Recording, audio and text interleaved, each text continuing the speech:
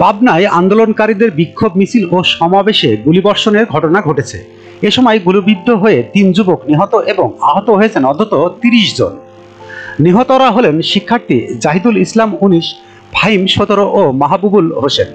জাহিদ ও ফাহিম ছাত্র হলেও মাহবুব হোসেন ভাটাডা ইউনিয়ন পরিষদের সাবেক চেয়ারম্যান আবু সাইদের গাড়ি চালক। জানা গেছে, দুপুরে আন্দোলনকারীরা পাবনা সরকারি অ্যাওয়ার্ড কলেজ থেকে বিক্ষোভ মিছিল নিয়ে শহরের আব্দুল হামিদ সড়কের জেবি মোড়ে অবস্থান নেয়। এ সময় তারা নানা স্লোগান দিতে থাকেন।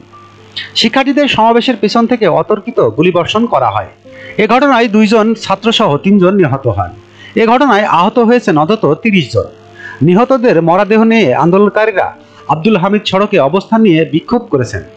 পাবনা জেনারেল হাসপাতালের সহকারী পরিচালক ডাক্তার রফিকুল হাসান এ তথ্য নিশ্চিত করেন। তিনি জানান, সংঘর্ষে হতাহতদের হাসপাতালে আনা হলে চিকিৎসক ৩ জনকে মৃত ঘোষণা করেন। তবে আন্দোলনকারীরা তাদের মরদেহ নিয়ে যান। ২০১৮ সালে সরকার চাকরিতে কোটা বাতিল করে সরকারের জারি করা পরিপত্র চালিত বছরের জুনের শেষে অবৈধ ঘোষণা করেন হাইকোর্ট। এর পরিপ্রেক্ষিতে জুলাইয়ের শুরুতে মাঠে নামে বৈষম্য বিরোধী ছাত্র আন্দোলন। তারা প্রথমে পরিপত্র ফিরিয়ে আনতে অর্থাৎ কোটা না রাখার দাবিতে রাজপথে নেমে কোটা সংস্কারের দাবি জানান। গত ১৫ জুলাই ঢাকা বিশ্ববিদ্যালয়ে ছাত্রলীগের সঙ্গে এই আন্দোলনকারী শিক্ষার্থীদের সংঘর্ষের পরদিন বিশ্ববিদ্যালয় ক্যাম্পাসের বাইরে সংঘাত হয়।